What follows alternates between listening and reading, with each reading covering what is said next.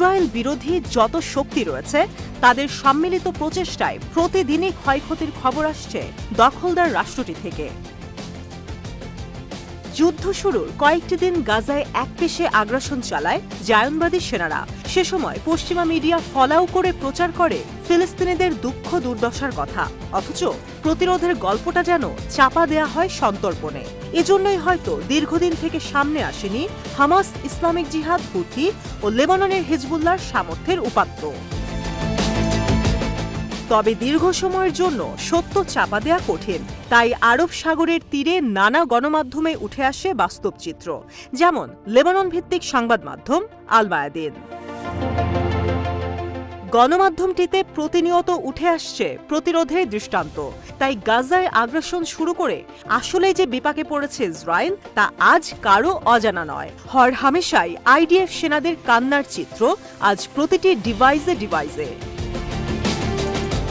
আল মায়াদিন জানায়, ইরাক ও সিরিয়া ভিত্তিক প্রতিরোধী গোষ্ঠী ইসলামিক রেজিস্ট্যান্স ইন ইরাক বর্তমানে ইসরায়েলের নতুন মাথা ব্যথার কারণ। সেই সাথে পুরনো শত্রু যুক্তরাষ্ট্রের জন্য গোষ্ঠীটি এক দীর্ঘশ্বাসের নাম।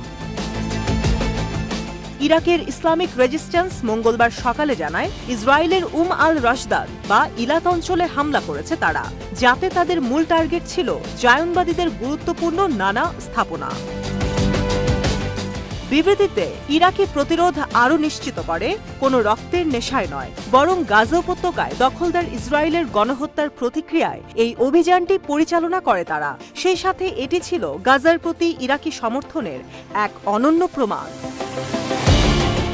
ইরাকের পাশে রয়েছে ইয়েমেনও।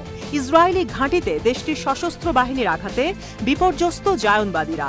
ইয়েমেনি সশস্ত্র বাহিনীর মুখপাত্র ব্রিগেডিয়ার জেনারেল সারি সোমবার বলেন, ইরাকি ইসলামিক প্রতিরোধের সাথে মিলে একটি যৌথ অভিযান পরিচালনা করেছে সশস্ত্র বাহিনী। এতে বড় ক্ষয়ক্ষতির মুখে পড়ে ইসরায়েলের ইলাত বন্দর। সারি আরও জানান, বেশ কয়েকটি শক্তিশালী ড্রোনের মাধ্যমে অভিযানটি পরিচালনা করেন তারা, যার বেশিরভাগই সফলভাবে লক্ষ্যবস্তুতে আঘাত হানে এবং বয়ে আনে বড় বিপর্যয়।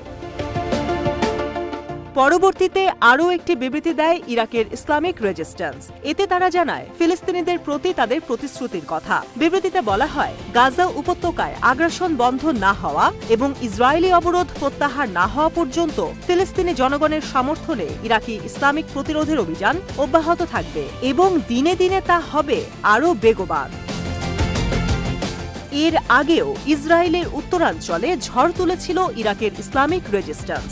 দখলদার রাষ্ট্রটির হাইফা অঞ্চলে বেশ কিছু ক্রুজ ক্ষেপণাস্ত্র দিয়ে ঝাঁপিয়ে পড়ে তারা। হাইফার বাসিন্দাদের বাধ্য করে বাংকারে আশ্রয় নিতে। মুহুর্মুহু হামলা চালিয়ে হাসপাতালে পাঠায় বেশ কয়েকজন ইসরায়েলি সেনাকে।